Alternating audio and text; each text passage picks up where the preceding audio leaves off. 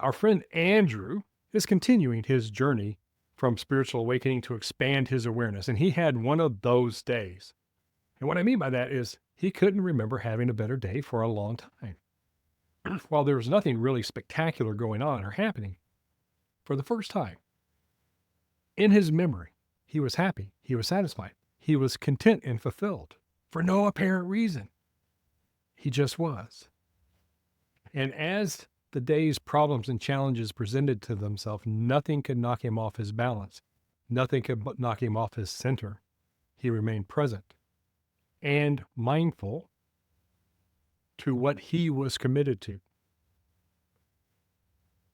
He was curious how this happened because he didn't plan it. It just happened. What had changed? And more importantly, would it last?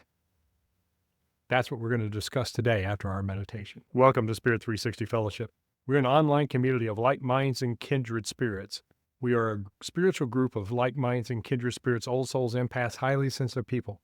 And we're all training ourselves to start creating spiritual solutions to life's problems. Again, welcome to Spirit 360 Fellowship. We're so glad you found us, yet not at all surprised you did. Andrew's exploration of his spiritual calling, this inside transformation that began from within and was starting to expand into his life, having interesting consequences. It began as this wee little whisper deep within, this little knowing, this little peep from time to time that caught his interest and intrigued him so. Slowly, as his meditation and his spiritual growth and development practices continued, he started to become a little bit more skilled at his intuition, his ESP, and his mediumship. He did the practices, and a portal opened up from his soul into his spirit. And he still questioned everything, but that was his training, to question everything. He was deathly afraid of delusion and in no way wanted to think he was knowing something instead of absolutely knowing it. He trusted nothing other than the practice itself and the verifiable ways he was shown how to see if he was accurate in his intuitive knowing and his spiritual gifts. But it all felt true. It rang true. It felt right, but somehow familiar. It was brand new to him this lifetime, but some deeper knowing was starting to wake up within him that he was home. He was following a path that made sense to him. And although the work was hard, he came back to one simple awareness. Cliché for sure, but he got the greatest joy in service and helping other people whenever he could answer a question. Anytime he could answer that knock and help someone have a little bit easier time of it, this thing started to stir within him. And this roar in the very distant part of his awareness started to come through. It was very audible, but this little whisper was starting to change in its nature and its power. And as he began to learn from others how he could help them, all he did was do the practice, answer the knock, and be there for other people to listen, to instruct if necessary, to answer a question, so they knew that they were not alone. And as he began to see the results other people were getting from his ability to teach, inspire, instruct, he started to recognize the competencies in his own life. He started to develop this skills-based confidence where he could hop into any situation and not be knocked off center. That was the source of his ability to have such a good day. It wasn't the fact that the day was so good. It was he was present to the goodness of the day. The context he started to create for his life is the caring and concern for others. But more importantly, as he began to do unto others, he started to allow himself to do unto himself. The comfort he shared with others was beginning to comfort himself. He was the protector of dreams. Other people could come to him and say, I've got this idea, I got this concept, I've got this thing I want to try to do. And he would support and empower them. As he gradually allowed himself to be supported and empowered by others and himself, he constituted himself as a safe space, a place where you could always know you can knock, find sanctuary for a few moments, and walk away more grounded and certain in your next steps. He saw all this as really hard work. But the struggle was starting to beget little bits of progress. And when you felt stuck, alone, and flawed, and confused, and conflicted for most of your life, little glimmers of hope, little steps of progress was all he really needed. Because the practice were sufficient unto themselves. And by doing the practices, his life started to get in more and more consistent order, aligned with his perspective, his values, and what he felt was important. He reached that point of no return. He got to that point where his life was starting to get so unrecognizable by his participation in it that he could never go back to the way it was before, nor would he want to. But the problem was he wasn't quite certain of the way forward. He trusted each step, taking that step blindly, it seemed, especially to his physical senses. But the trapped experience he had was just that, of the physical senses. And by putting one foot into the future and allowing and being okay with one foot being in the past, he stayed in the present time. He was starting to transform his avocation into a vocation. He was changing fear into confidence, and he was being able to shift being judged and feeling judged all the time to a level of acceptance because he quit worrying about the judgments of others.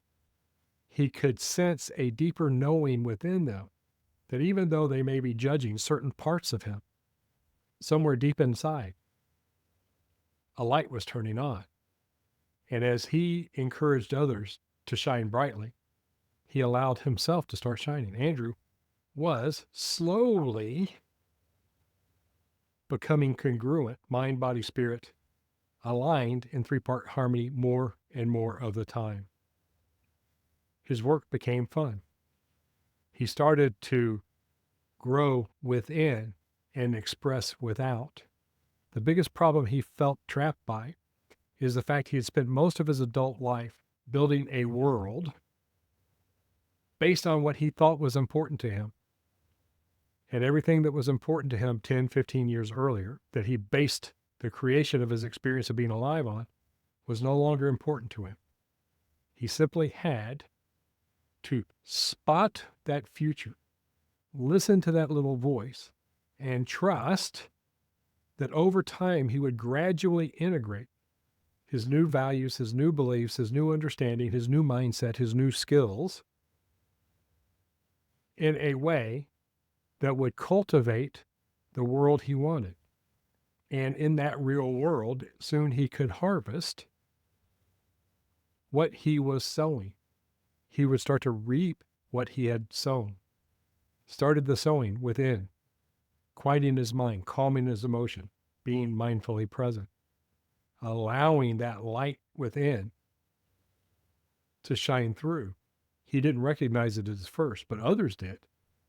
He got over his fear of being found out, that he was a fraud, he was a fake. He was starting to go through the perturbation and the hard work and the struggles and the stress it required to turn over a new leaf, to change the weeds of his past into the plants he wanted to have in his garden in his life right now. So his future became clear. But he felt chained into the past, and those chains were physical chains of his world as he had created it, which he had outgrown and transcended He was starting to attract other people. His interests were beginning to become more and more a part of what his work was about. And it was this struggle that was ripping and tearing him apart. This is what people discuss when they're talking about that dark night of the soul. Your physical world tells one story about you, but your inner world is creating a brand new story, and they don't mix. It's like oil and water. That's what causes the frustration. That causes the anxiety. That causes the overwhelm.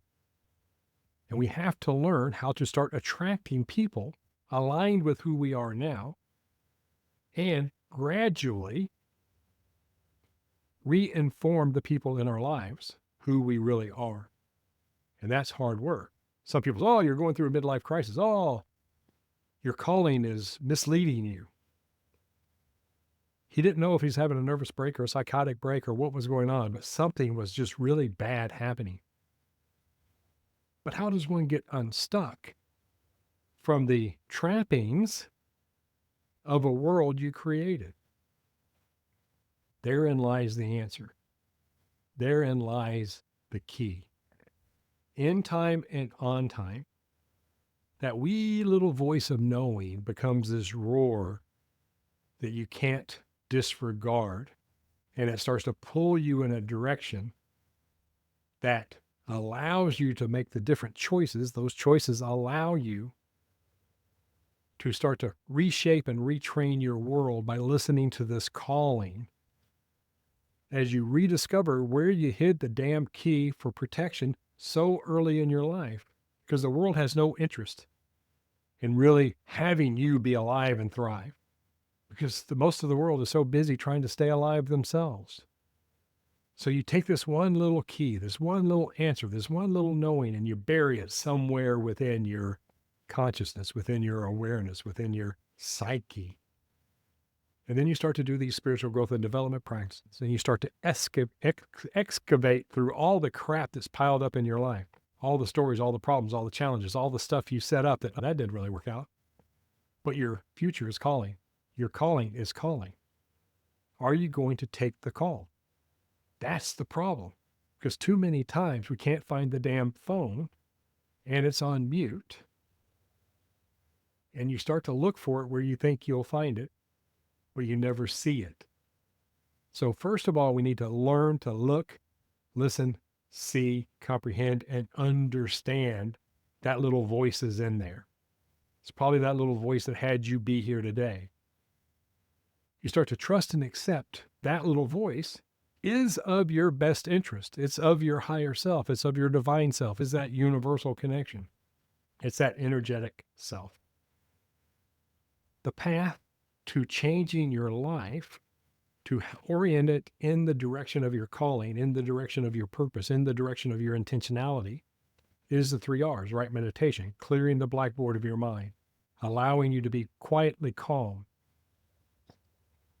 mindfully present, and at this moment in time, right thought. You go through all the iterations, all the thinking, all the work to come up with one thing, an actionable decision. Then you act on that decision and you get the results of the karma. Good karma, keep on going. Bad karma, shift. Rinse, repeat every day. And one day you'll find yourself on the other side evaluating your progress. The harvest is coming. The calling is informing you what seeds to buy, what seeds to collect, what weeds to get rid of, how to prepare the soil, what fertilizers you need. And then as you start to plant the proper seeds and cultivate those seeds, you start to create a future of your design, but only if you decide to take the damn call. Now, here's the part that is most vexing for us. Whatever that calling is, you absolutely can honor that calling doing the work you're doing right now. You don't have to change your life. You don't have to change your job. You don't have to change anything. You just start honoring that calling where you are at this moment, at this time. You start to listen to who you are on the inside and exemplify your values, your beliefs, and your understanding in every action. then the people you start to attract shift.